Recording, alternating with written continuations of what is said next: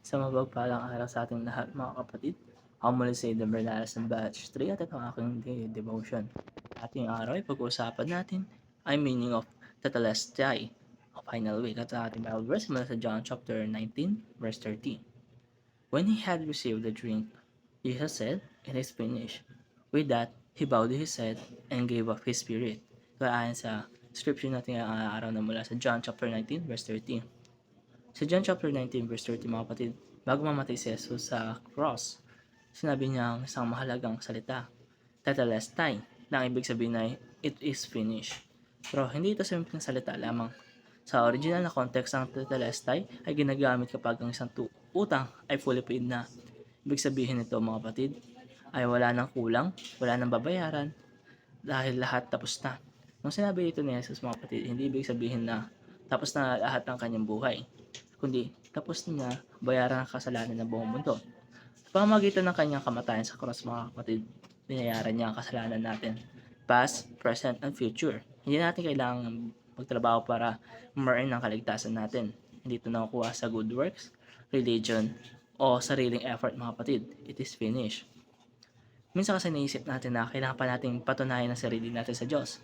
Kailangan natin maging perfect, kailangan gumawa ng mabuti para tanggapin niya tayo. Pero totoo, pinapasan ni Jesus ang dapat nating gawin. Ang role natin ay tanggapin ito sa pamagitan ng pananampalataya. Ibig sabihin nito na wala tayong gagawin. Pero ang obedience natin ay hindi para makuha ang love ng Diyos, kundi response sa love na natanggap natin.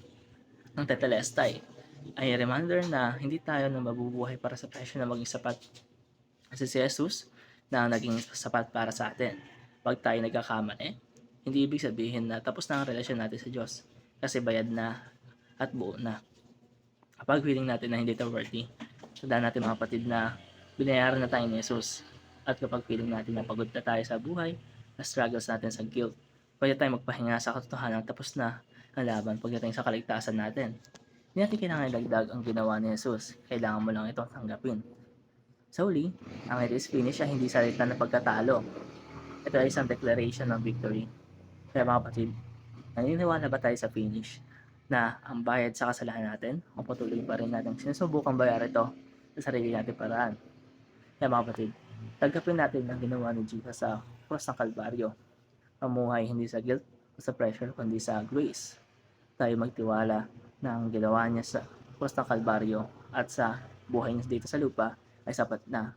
Kaya na itong magbago sa paraan na pamumuhay natin pang-araw-araw, hindi lang ngayon o sa linggo, kundi pang araw-araw na buhay. O kaya mga kapatid, ako muli si Elite sa Adrian Bernales ng Batch 3. Maraming salamat sa panonood.